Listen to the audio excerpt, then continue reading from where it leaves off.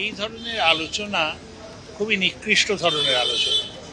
ব্যক্তিগত আক্রমণ না করে যা বক্তব্য রাখা হয়েছে তার কথা বলা উচিত। এগুলো তো অপ্রাসঙ্গিক। আমি ইংরেজি জানি কি জানি না, আমার ইংরেজির অ্যাকসেন্ট কি, তো এইটা খুবই অপ্রীতিকর। আর দ্বিতীয় হচ্ছে, একটা কবিতা আছে না, রাম গরুরের ছানা হাসতে তাদের মানা।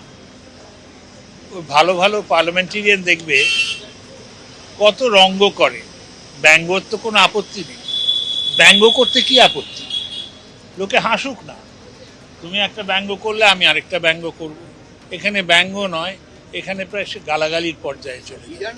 এখানে প্রথমত তো একটা হচ্ছে, আমি মনে করি যে এত ব্যক্তিতান্ত্রিক দল হয়ে গেছে তৃণমূলটা, যে কোনো কেউ কথা বললেই সব কিছুর আগে বলেন মুখ্যমন্ত্রীর অনুপ্রেরণা। আরে আমার দলের নেতা, তার অনুপ্রেরণা তো থাকবেই, সেটা বলার দরকার নেই একটা।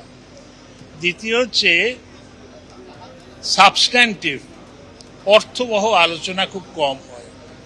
আলোচনাটা বেশিরভাগই দাঁড়িয়ে যায় যে মেয়েদের জন্য এত হলো, ওই জন্য কি হলো।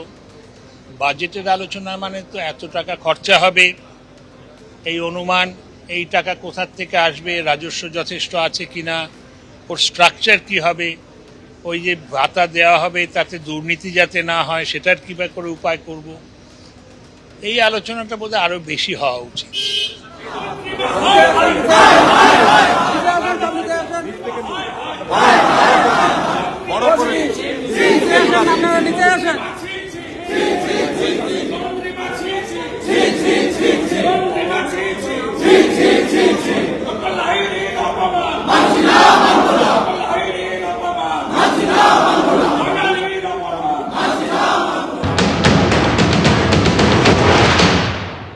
হামটি ডামটি কেন বলেছেন মাননীয় মুখ্যমন্ত্রী বাজেটকে, সেন্ট্রাল বাজেট, সেটা বললাম। তো শুনতে শুনতে কিসের কি হলো জানি না, সবাই মিলে বেরিয়ে গেলেন।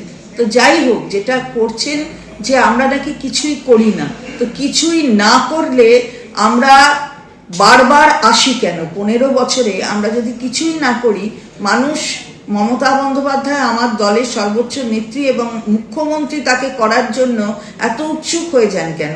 শুধুমাত্র তো 11ই হয়নি, তারপরেও তো হয়েছেন, 16 হয়েছেন, 21 হয়েছেন, আবার হবেন 26-এ। এই ঔৎসুক্য কেন? বাংলার মানুষের পাশে থাকেন। আমরা বলি না আমাদের সরকারটা তৃণমূল কংগ্রেসের সরকার, আমরা বলি এটা মা মাটি মানুষের সরকার। মায়ের স্নেহ আর মাটির গন্ধ আর মানুষের পাশে থাকার অঙ্গীকার, সেই অঙ্গীকারটাকে বাস্তবায়ন করেন বলে তাই মা মাটি মানুষের সরকার বারবার আসে, আবার আসবে। এবার আপনাদের শোনাবো গত 1 তারিখ কেন্দ্রীয় বাজেট পেশের দিন মুখ্যমন্ত্রী ঠিক কি বলেছিলেন। টোটালটাই মিথ্যে কথার ফুলঝুরি। Humpty Dumpty budget for Bengal, what they have given? Nothing. Talking big big, কিছু দেয়নি।